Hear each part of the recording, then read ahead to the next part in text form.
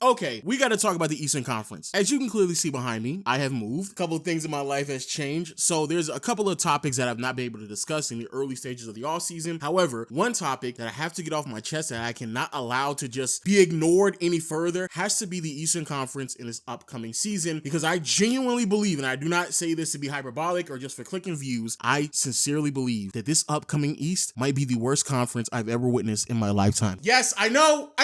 Now, yes, that does come across as very extreme, but I promise you I'm not doing this for clicks and views. I sincerely believe that this Eastern Conference is going to be so bad, so unbearable, that there could potentially be some very radical changes in the upcoming seasons, and so much so that I believe that part of the reason why there is a pause on expansion in the NBA is to really take a look at potentially relocating some of these teams in different conferences, and even when they expand beyond, the 50 states and go overseas, I think there's going to be a lot of discussion on how exactly can they address the conference concern, because this is something I do believe will continue and has really been a problem for the last 25 years. But why exactly do I believe this upcoming season will be the worst Eastern Conference that we've seen in our lifetimes? Now, let's go ahead and address the elephant in the room, the part of this video that I'm pretty sure many of you all are aware of, something that probably had you leaning towards this direction during the playoffs and then once more during the first stages of the offseason, and those are injuries and roster constructions. There has been massive changes in the direction of many of these rosters in the Eastern Conference that will significantly change the outcome of what the teams will look like in the upcoming seasons, in contrast to what they looked like last year. And yes, I do mean seasons, because these are going to be more than likely career-altering injuries that we're referring to, as well as some roster changes that I just don't see how these teams are going to bounce back immediately from. We have the Boston Celtics with Jason Tatum going to be out for an entire season, dealing with an Achilles injury. But on top of that, the Celtics also lost Luke Kornet, Kristaps Porzingis, Al Horford, and Jrue Holiday all in one offseason. Sure, Anthony Simons is a good option to kind of kick the tires on to figure out what he can provide to this team that is going to be struggling offensively, but I mean, that's not enough to make up for everything that they lost, especially because Boston last year sneakily was fairly shallow in their depth. Another team that probably immediately comes to mind are the Indiana Pacers, who lost Tyrese Halliburton to an Achilles injury as well, but then in the offseason, they also lost Miles Turner, two of their starting 5 players. I would very well argue on any given night, those are the 2 top 3 players on his team are no longer on the roster, and neither one of them are being replaced. Miles Turner walked in free agency, Halliburton got injured, and once more, no one is expecting to replace someone of his caliber, so of course, Indiana will take a massive hit. Now, to rebut this, many people would immediately bring up the Milwaukee Bucks, how they went from Brook Lopez to acquiring Miles Turner, and that is a noticeable upgrade, don't get me wrong. I actually believe that Turner is the perfect fit alongside Giannis in the front court, and for years to come, I do believe that's a really good foundation to build off on in the upcoming off seasons. However, let's not forget that this team also lost Damian Lillard, and even though, yes, I do believe it is a noticeable upgrade from Brook Lopez to Miles Turner, there's no really replacing Dame. Like, there's none. Unless you're really high on who Cole Anthony can be, which I'm not that high on him. I really like Cole, but I'm not that high on him to believe that he's going to be a Dame replacement. But unless you believe that Cole Anthony will be that, or Giannis is going to have such an amazing season that is going to make up for the loss of Dame due to the lack of chemistry alone, like, unless you think that's going to happen, I just don't see how any of that is going to make up for losing someone that provided them 24 to 25 points on any given night, did so efficiently with 7 assists, and was easily one of the best offensive generators in the NBA. That's just really difficult to replace. And oh yes,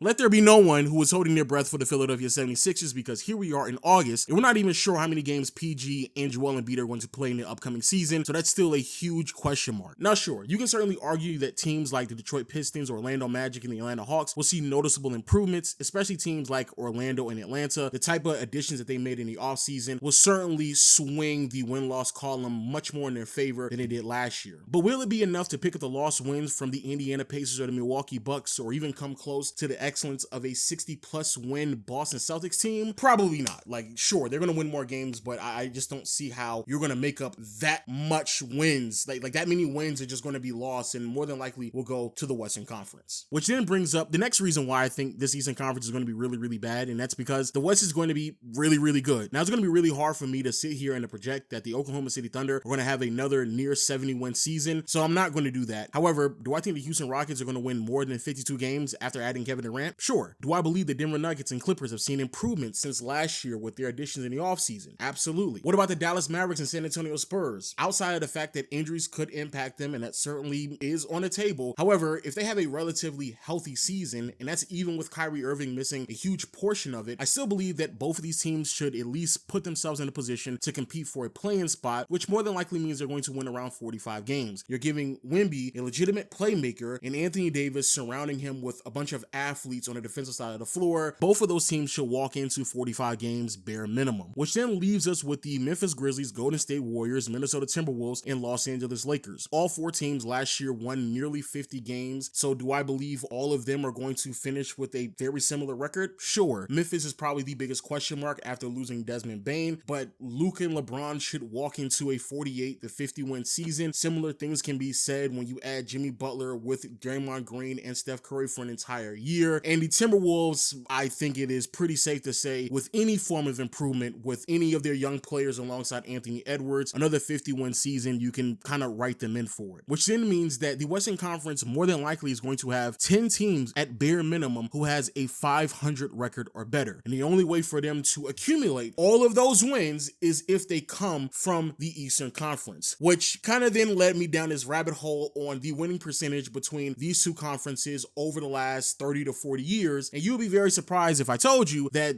this has actually happened before. In 2014, the Western Conference had a win percentage of 54.8, while the Eastern Conference only had a win percentage of 45.2%, which is the lowest win percentage that we've seen of any conference since 1980. And what I found even more intriguing is how close the Eastern Conference was to only having a 45 win percentage these past two seasons. Last year, the win percentage of the East was 48%. The year before that, 47%. Now, you can certainly argue a 2 to 3% difference over the course of 82 games and 15 teams is a pretty wide margin, and I think that is fair. But again, take into consideration everything that I just outlined, how teams in the Western Conference have gotten better while teams in the Eastern Conference have gotten worse, and that 2 to 3% difference can certainly be erased pretty quickly, especially when you consider that the Eastern Conference over the past 2 years already has fairly low win percentages. In the last two seasons, those are two of the bottom 20 win percentage of either conference since 1980. And obviously these teams would have to at some point lose to Western Conference competitors, and over the past 2 years, the East has struggled mightily against the West. Last year, against head-to-head matchups, the East only won 203 games against the West. The year before that, they only won 191 games against the West. To put those numbers into context, those are fewer wins that we're seeing out of the East when they match up against the West than we saw in 2021 when it was a shortened season. I need you to really comprehend what I am telling you. In a full 82 game campaign, not once but twice, they failed to win as many games as they did in a shortened season against the West. And the West just got significantly better. But these are all things that I'm pretty sure many of you all have already known before I made this video. Why many of you all may be watching this video and potentially could relate with this take and probably don't see it that extreme. I'm pretty sure there's no real true information I've provided to you outside of concrete evidence of how bad the Eastern Conference has really been over the past 2 years, and it will just be a natural progression to where we should be expecting the Eastern Conference to be in this upcoming year. I do believe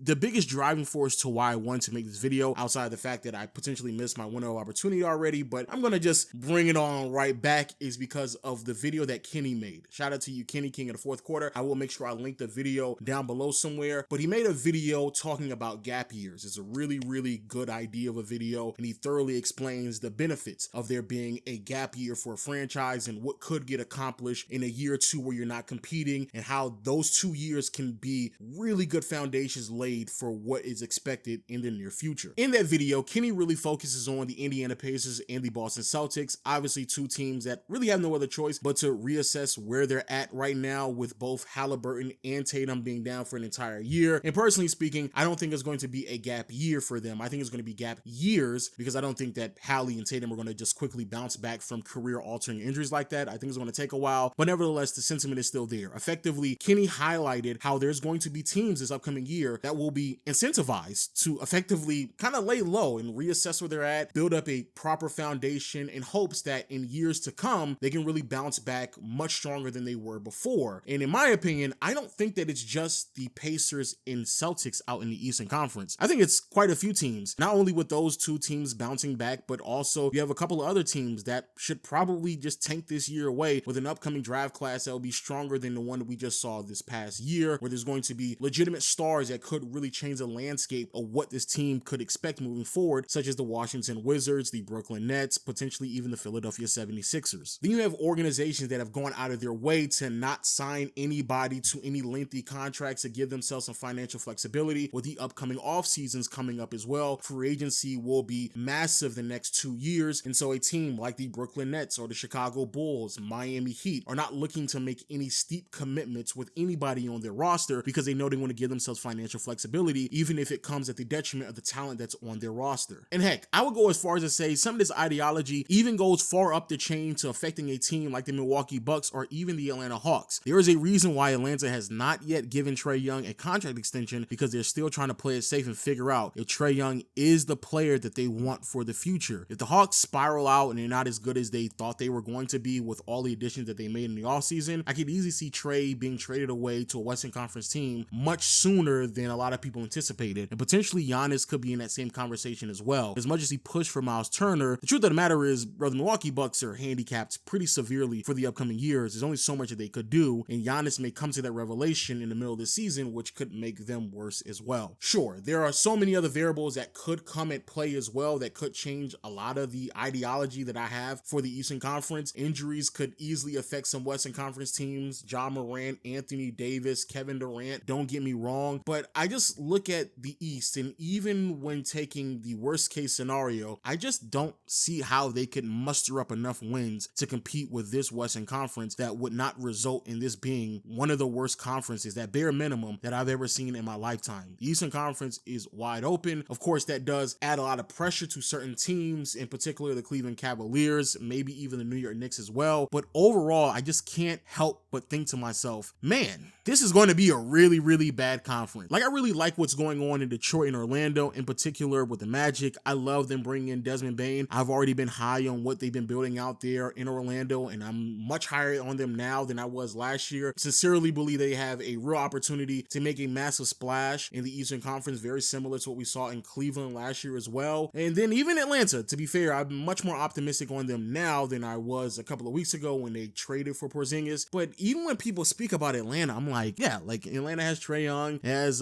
Dyson, shout out to Nikhil, again Porzingis, Jalen Johnson coming back. But like, I sit here and I think to myself, like, is that not just like, is that team still not worse than the Minnesota Timberwolves? Like, I still feel like there's like 7 teams out west that are still better than the Hawks. Like, the bar for the East has gotten so low that I genuinely believe like the 7th or 8th team in the Western Conference, a team that is going to effectively fight their way to get knocked out in the first round by OKC, would probably be like the 4th or 5th seed in the East. They have home court advantage. It would be like very clearly one of the better teams in the Eastern Conference and could potentially upset the Cleveland Cavaliers because how flawed that roster is. So I don't know. I kind of feel like we're back in the early 2000s. When I go back and I look at that list of just really awful win-loss percentages for certain conferences over the last like 40-45 years, there's a lot of early 2000s Eastern Conference that pop up. Like I said it before, 2014 season Eastern Conference, only 45%, 2004 East, 45%, 2001 East, 46%, and then you have literally 2024 Eastern Conference, not last year, the year before that, 47.2% with a win-loss percentage. Like, I sit and I think to myself, like, those 2 to 3% could erase just like that, like very easily, and we could be just going into a historically bad Eastern Conference. But hey, those are just my thoughts. Please let me know yours in the comment section below. Am I being too harsh on the Eastern Conference coming up, or do you have the same sentiment? I'm pretty sure many people do. I just don't think that many people realize how close we are to this being one of the worst conferences we've ever seen in NBA history. Also, hit the subscribe button, notification bell, and until next time, I'll see you all later. Peace.